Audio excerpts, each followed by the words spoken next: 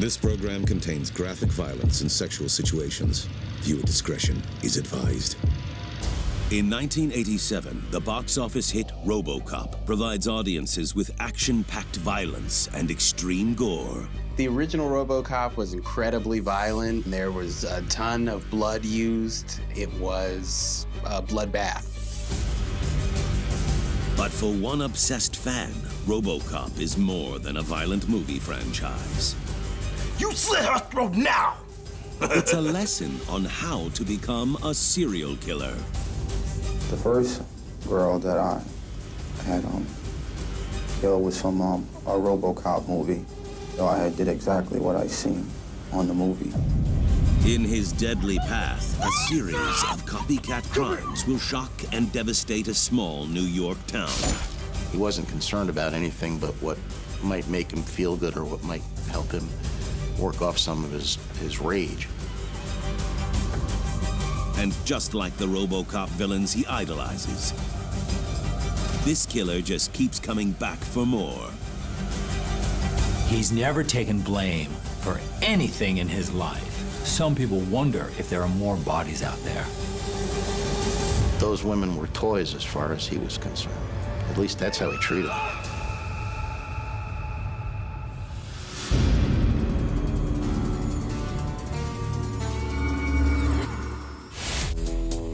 During the summer of 1987, Orion Pictures releases RoboCop, a futuristic action movie considered by many to be the most entertaining film of that year. The first RoboCop was huge. It was one of the goriest films that had come out for that time. It had blood and guts, and they mixed in some humor as well as commentary on society. The character of RoboCop, played by Peter Weller, is Detroit's answer to stopping crime. RoboCop could be summarized as a terminally wounded cop who is resurrected as a cyborg to bring justice to the streets. The film becomes a cult classic in Hollywood. It's given 2 sequels, a reboot, and even a television show. Audiences connected with RoboCop on a very large level. I think that might be because it had these tones of Christianity in a way. He is killed immediately, and then there's this resurrection, and the city is given hope as he goes out dispensing justice. While most fans of the film cheer on RoboCop, one viewer falls in love with the movie's villains. 32-year-old Nathaniel White has an appetite for the brutal on-screen violence. He wanted those personality traits. Those were the traits he could relate to. The need to kill, the lack of empathy, the inner rage, the need really to annihilate another human life. The first girl that I had killed was from a RoboCop movie. I seen him cut somebody's throat and then take the knife and slit him down the chest and the stomach and left the body in a certain position, and that was the first person that I killed. I did exactly what I seen on the movie. While growing up in upstate New York, Nathaniel White seems to have all the characteristics you could ever want in a child. Nathaniel was from a working-class family of 5 kids, so money was tight. For Nathaniel, he was always known as the basketball player. This is one individual who never had any behavior problems. He was never known as a bully or someone to be feared. Basically, always a nice kid. But Nathaniel's innocent childhood is short-lived. When he's just a young boy, he encounters a traumatic event when his parents leave him in the care of his babysitter.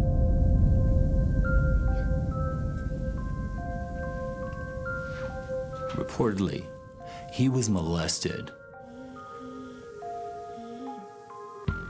following that incident, he was never the same.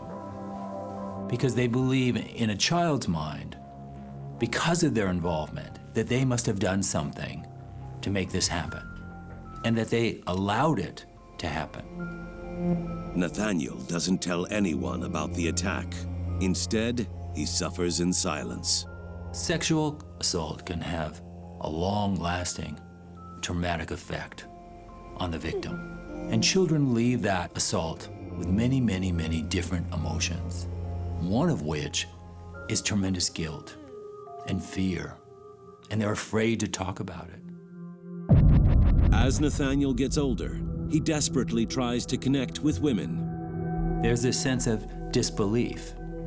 There's this sense that people are not genuine, and it penetrates all aspects of their social interactions. Nate didn't give the appearance of a gangster. He wasn't a hard kid. He could present the appearance of being friendly, and he was a big talker about his success with the ladies, but his social skills were somewhat limited. He kept getting rejected. When women reject him, he spins his own version of the truth. He would just lie, boast and brag that he achieved sexual relations with these girls instead of maybe re-examining how he approached them. Nathaniel developed what appears to be a distrust and an anger and a resentment towards females. After graduating from high school, Nathaniel joins the military. But his problems with forming relationships continue. He meets a woman named Wanda, and he marries her quickly, but the two divorce after only 18 months. There's nothing wrong with a failed marriage. Two people are just not compatible. But for whatever reason, in Nathaniel's mind, there was a tremendous amount of shame, tremendous amount of humiliation. Nathaniel's personal failures bleed over into his professional military career. He would lie and say that he had done very well, but the military records that my newspaper looked at indicated that he received a less than honorable discharge and that he did not fulfill a 3-year commitment. He's completely alone and not successful. He has no goals, he has no direction. So what does Nathaniel do? Like many individuals lost, he returns home again. I think that when he washed out of the Army and when his marriage broke up, it was as if all the worst possible things that could happen to someone produced the worst possible results. In the summer of 1984, Nathaniel travels back to Poughkeepsie, New York, a broken man. During this time, with no direction, no structure, unemployed, like many people, he turns to alcohol to numb the pain, to make life seem a little bit better, to make life a little bit more tolerable.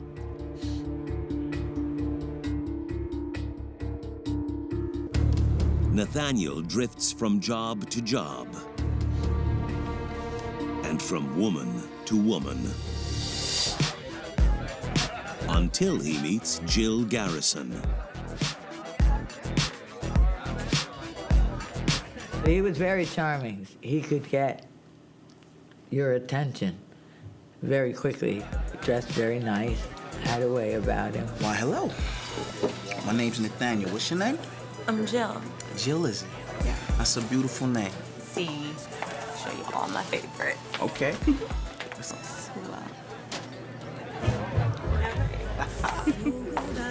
You got it.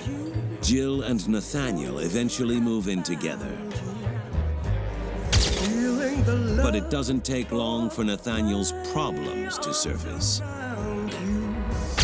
He has trouble holding a steady job and starts binge-watching violent movies over and over again.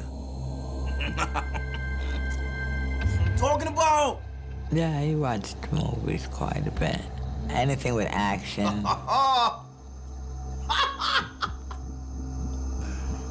We tried to get his Blockbuster records, but when we talked to store clerks, they seemed to remember a guy who was coming in all the time. He went straight to the movies that they kept way in the back to keep away from little kids. One movie franchise in particular, Nathaniel can't get enough of. He would watch movies like RoboCop and RoboCop 2 for hours and hours on end. He'd go over scenes. He would play with the freeze frame and see what they did there. But Nathaniel doesn't watch RoboCop to cheer on the hero. He's in it for the villains. While most people identify with RoboCop, Nathaniel identified closer to Kane, the villain from RoboCop 2. They both lack empathy. They both want to kill. They both have this inner rage and this need for power and control. Nathaniel's days become a constant stream of violent movies and alcohol abuse.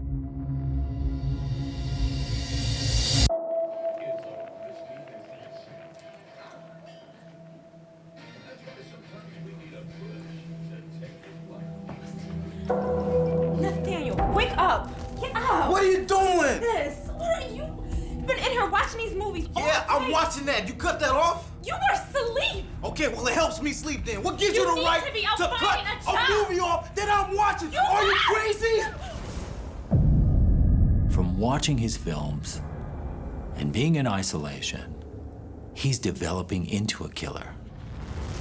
He's developing into a character who needs to find an object to place his uncontrollable rage onto. Jill Garrison is often the victim of Nathaniel's unpredictable rage. He got abusive where he would be choking me or slapping me. Babe, I'm sorry. Then the apology would come and we work things out. Babe, listen to me. You know, earlier I don't know what got into me. I kind of just lost myself. You know, I didn't mean it. So the next trigger or whatever would make him mad. Babe, you know what? Forget it. The temper was progressing more and more.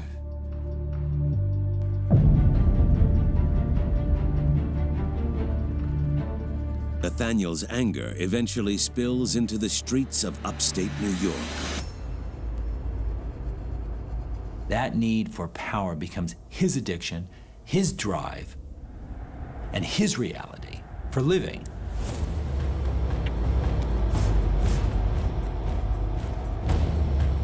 Excuse me, gorgeous. Don't I know you? I don't think so.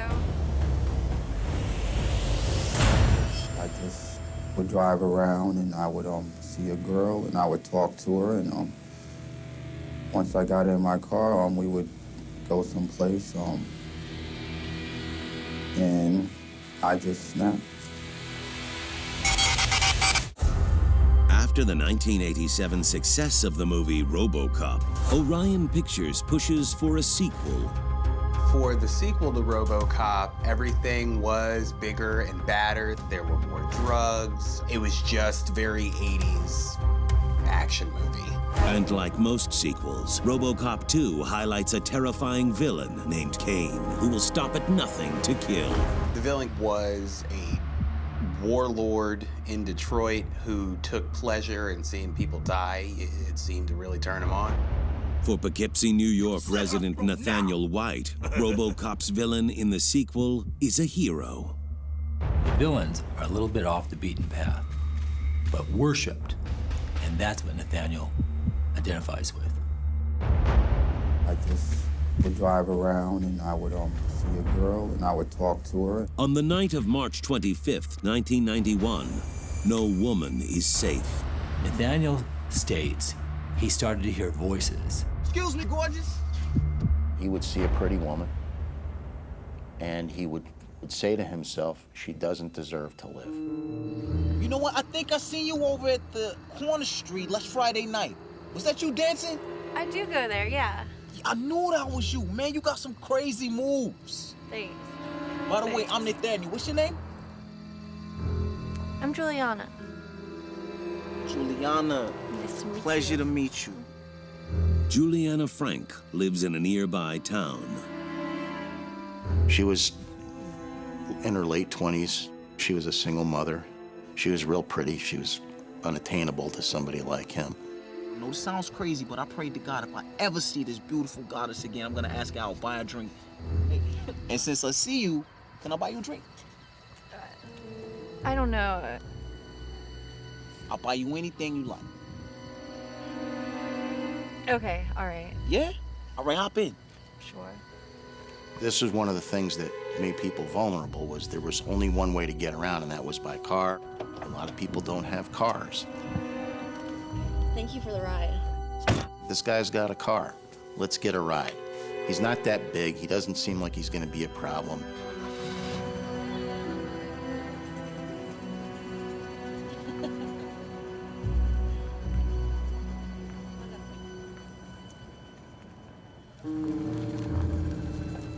Nathaniel takes Juliana to the railroad tracks, where they crack open a couple of beers. Welcome to my favorite spot. Ta-da. Juliana thinks he's just a nice guy looking to have some fun. Right? Trains are beautiful, right? Nathaniel has this rage and this anger, and he needs to place it on someone. Yeah, so... Just down there. And unfortunately, that someone becomes Juliana Frank. Just what you need.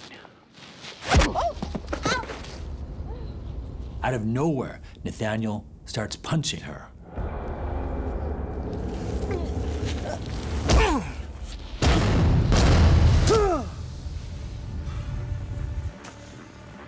And then he leaves her, unconscious, lying on the railway tracks.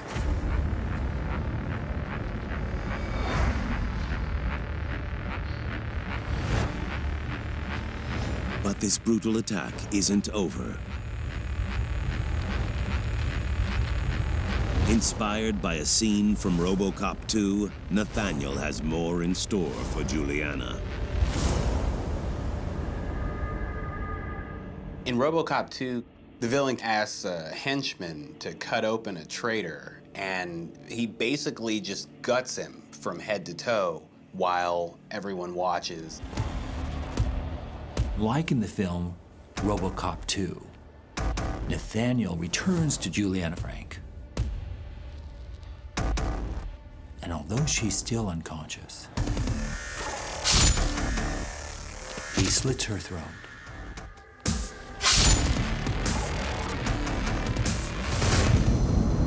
The first girl that I killed was from a RoboCop movie with a man named Kane. I seen him cut somebody's throat and then take the knife and slit him down the chest and the stomach and left the body in a certain position. And that's was the first person that I killed. I did exactly what I seen on the movie. He is, in his mind, the actor who's acting out the part. It's almost as if, once again, he's saying, it's not me, it's everybody else. It's not me that committed this murder. It's the movie that taught me and showed me and instructed me how to do my first murder. No one discovers Juliana's body until the next day.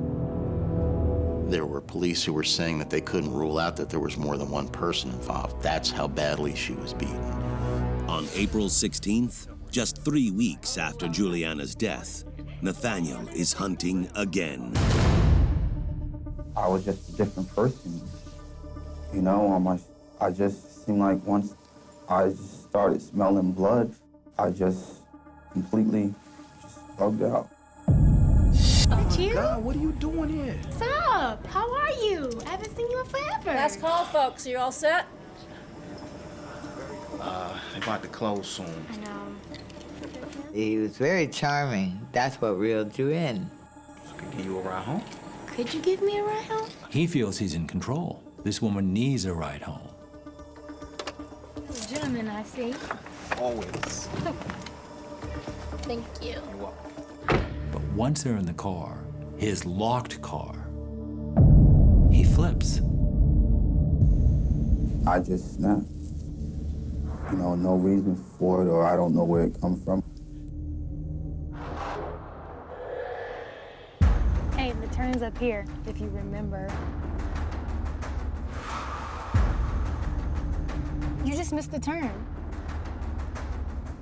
Why did you just miss the turn? Because I'm not taking you home. Then where are you taking me? Nathaniel? Nathaniel wants to kill. Because that is something in his skewed brain that he's successful at, where he can be in control, where he can have power over their life or their death. Is that a knife? Shut up! Because Jill isn't home, Nathaniel decides to take the girl to his house. I didn't have an inkling. If he was out and he was drinking, then something, you know, his personality would change. It's just like in the movies. Get out. Nathaniel relates to the need for violence, just like the villains in RoboCop. Nice and easy. Open the door. I'm opening the door. He has no regard for human life, and he's completely in control. This young girl's trapped. She knows she's not going home. Shut up! But somehow she's able to gain free. She races across the field and goes towards a porch light of another house, screaming, "Help me! Help me!" Somebody help me! Somebody help me, please! In the action thriller RoboCop 2, the film's villain is a violent serial killer who murders anyone who gets in his way. He doesn't care how he kills or who he kills. He has no remorse, and if somebody gets in his way, they're dead. In Poughkeepsie, New York, a RoboCop fan named Nathaniel White is just as deadly as the film's antagonist. He's killed one woman and is trying to kill another.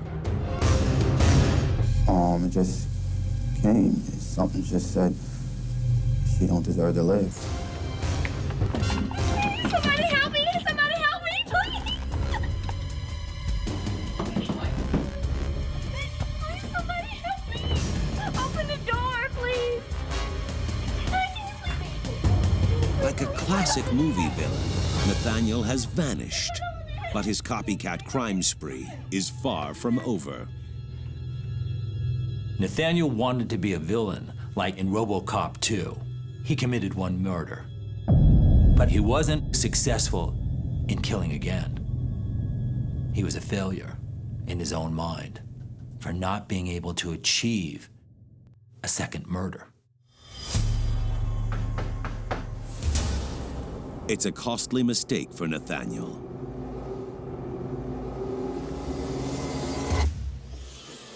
Mr. White, please open the door.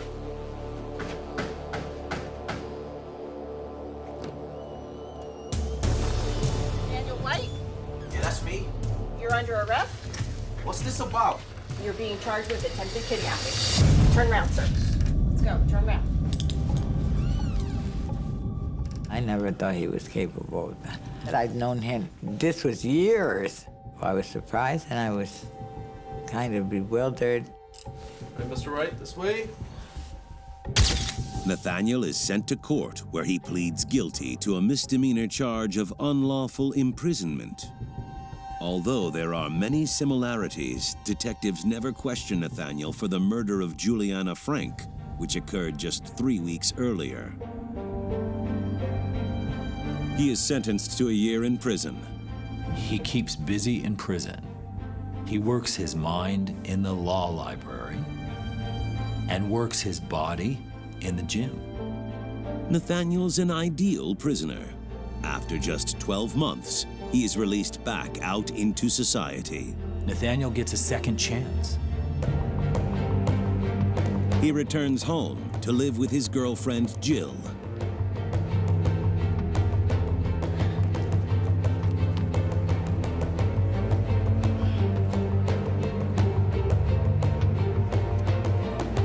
But he's far worse than he was before. He's meaner. He's more ruthless. Nathaniel tries to stay out of trouble, but being a villain is in his nature. In June of 1992, just 2 months after being released from prison, Nathaniel is feeling the need to kill. His car broke down, or he didn't have a car anymore.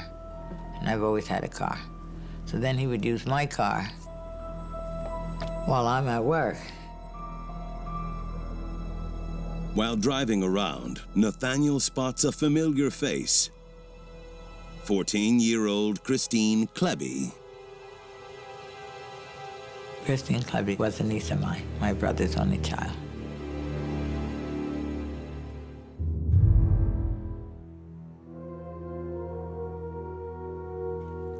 Uncle Nathaniel? Oh, hey, Christine. I didn't recognize you. You shouldn't be out here alone. Now, Christine is Nathaniel's girlfriend's niece, but he treats her like his own. You're too young for that. No. It's fine. I walk this way home every day. I'm okay. Okay, well, look. Hop in. It'll be a lot quicker. Right. That's what I'm talking about. Okay. But Nathaniel isn't taking Christine home. He drives her to a deserted part of town. And he's got movies on his mind. When I look at TV and I see a movie, and something violent has happened, it seems to just seep in, okay? And when I hear this voice in my head saying, she deserves to die, or you should hit her, or, you know, you should beat her up, I just do it. You know, it's like I don't have no control, I just do it.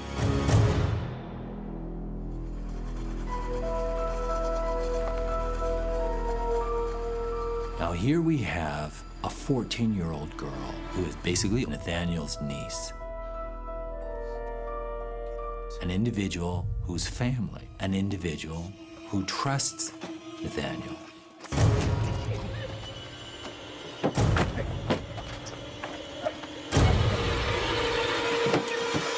Stop screwing!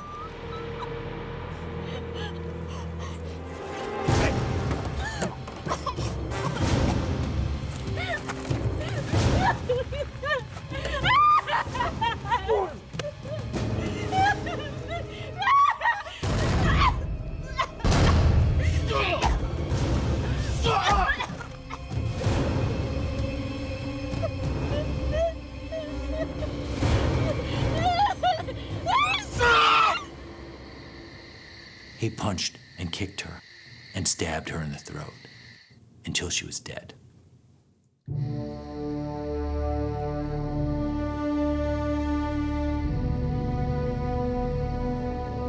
He's not all that calculating. These are spur-of-the-moment rages he goes into because he's been rejected by women all his life. Nathaniel's second murder, once again, copies a killing from RoboCop 2. In RoboCop 2, the villain has a young sidekick named Hobb. And once he is released and brought back, he ends up killing Hobb, and that kind of mirrors what happened with Nathaniel. Several days pass as Jill's family searches for Christine. She became missing, and they thought she ran away. That was what teenagers do. If they don't get along with you, then they run away or stay somewhere else. He was concerned about her missing Christine and said he would try to help and he would look out. Nathaniel is playing the role of a good guy, but in reality, He's a cold-blooded killer. And somehow, this is even more empowering for Nathaniel. That the killer is walking among the victims. But no one suspects him.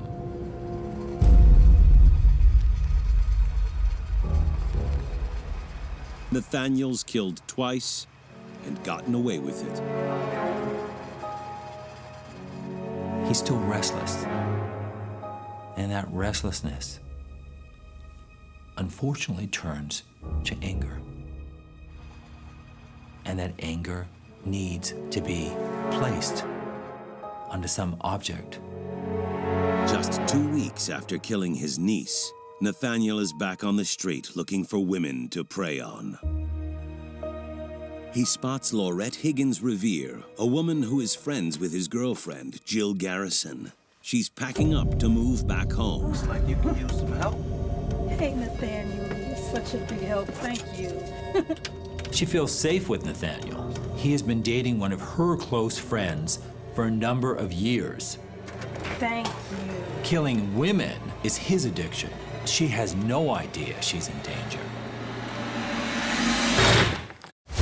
Although entertaining, the gory deaths and graphic violence in the RoboCop film franchise are a shock to audiences. No one was putting out movies like that at the time. The level of gore was off the charts. Even the MPAA, the organization that gives movies their ratings, acknowledges the film's over-the-top violence. For the original RoboCop, it was given an X rating, and the producers wanted to have an R rating so more people could see it. So they went back and cut some of the gore. Unfortunately for the small town of Poughkeepsie, villains aren't just in the movies. They have a serial killer on the streets named Nathaniel White. In June of '92, after he's already killed 2 women, Nate sees a woman named Laurette Higgins Revere. He knows her casually because she's friends with Jill Garrison. Thank you so much, Nathaniel. Laurette is in the middle of a move, so Nathaniel offers to help her.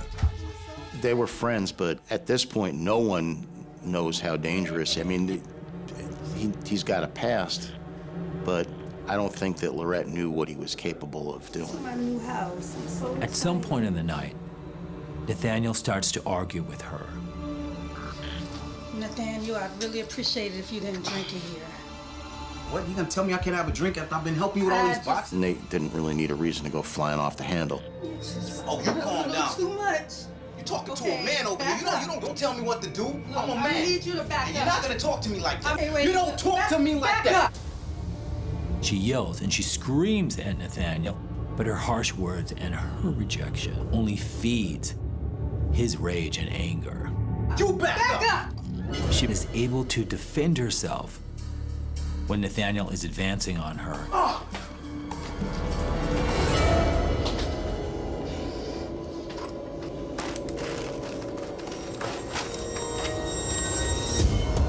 He grabbed a pair of scissors and went crazy.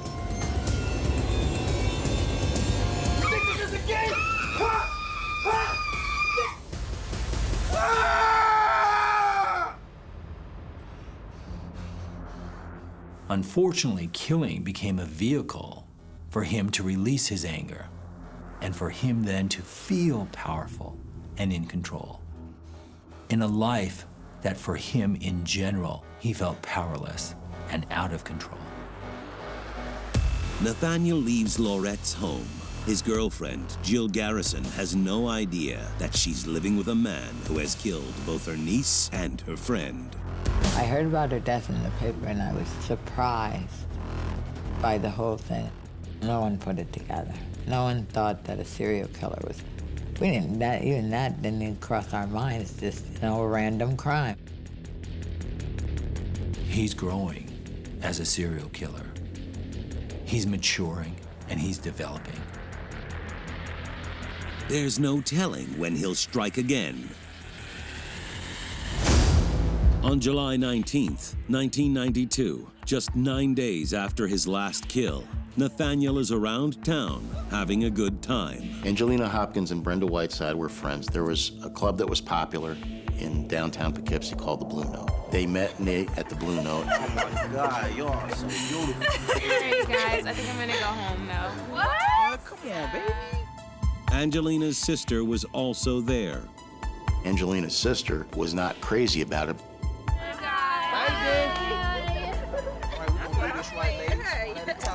Nathaniel promises to get Angelina and Brenda home safely. Such a gentleman. Such a gentleman. Mine too? Okay. Oh, okay. Nice and slow. There you go. Yeah.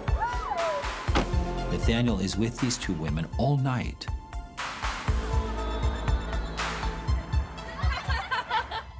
But the night never turns romantic.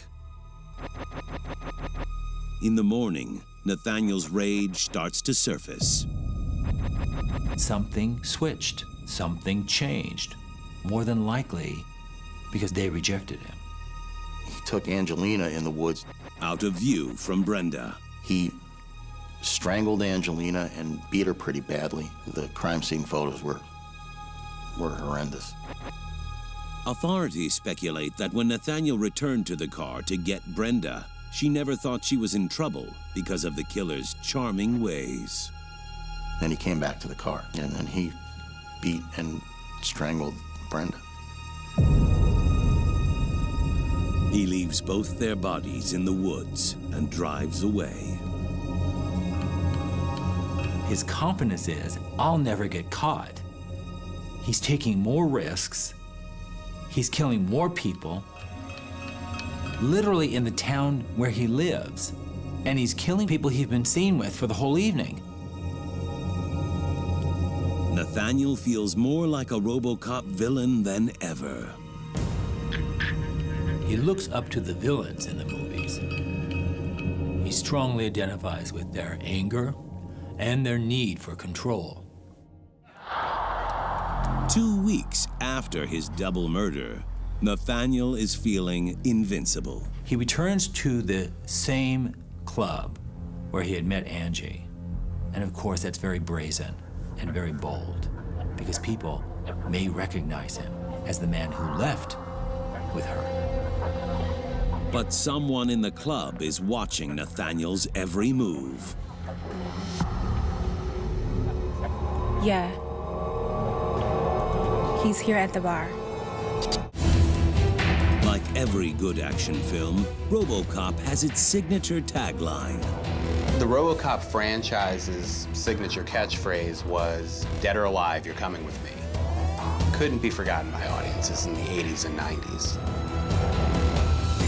In Poughkeepsie, New York, copycat serial killer Nathaniel White has a different catchphrase.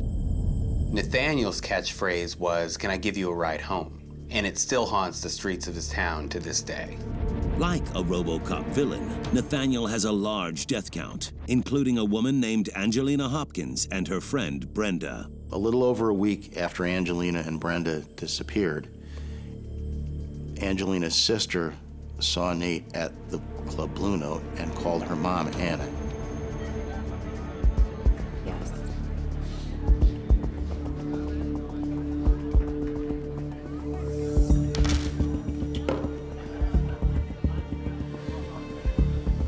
Yeah, he's leaving the bar now.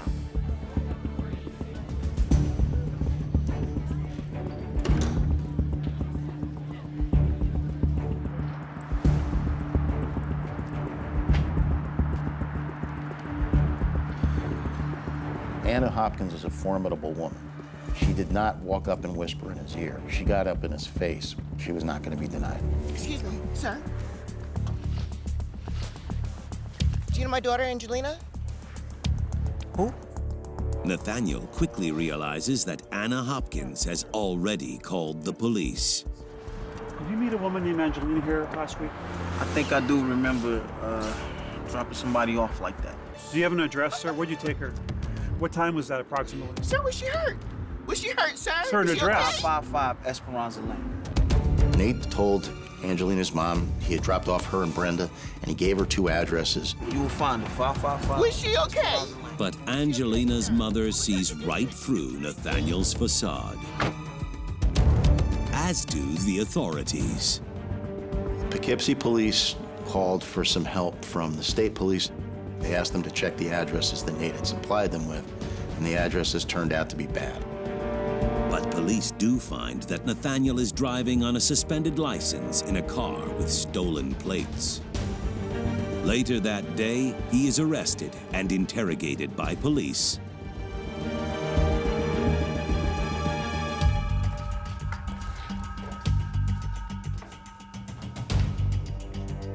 Nathaniel, those addresses you gave to Angelina's mother weren't correct. You were the last person to see her. It's not true.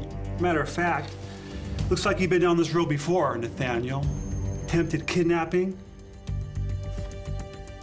At Loretta Higgins' house, we found your bloody fingerprints. You were the last one to see her. I wasn't there. After 17 hours of questioning, What happened July 20th at the tavern? Come on, Nathaniel. Where'd you meet? Where'd you go? Nathaniel finally breaks down and confesses to the murders. The first girl that I had killed was from a RoboCop movie. I seen a mom cut somebody's throat and then take the knife and slit him down the chest and the stomach and left the body in a certain position, and that's was the first person that I killed. I did exactly what I seen on the movie. While in custody, Nathaniel shockingly informs police that there is a sixth victim, a 29-year-old woman named Adrian Hunter. All I know is that while I'm doing it, it's like I enjoy it. You know, it's like it stimulates me or something. And then it seems like a dream. And after it's over, that's when the remorse comes. That's when I feel sorry, you know, for what I've done, and I don't believe it. Nathaniel tells the police exactly where to find Angelina, Brenda, and Christine Kuby, his 14-year-old niece, who has been missing for over a month. I was lost at that time. Then I just became in a state where I just rocked and cried. And people would come to visit me, but I couldn't. I was devastated.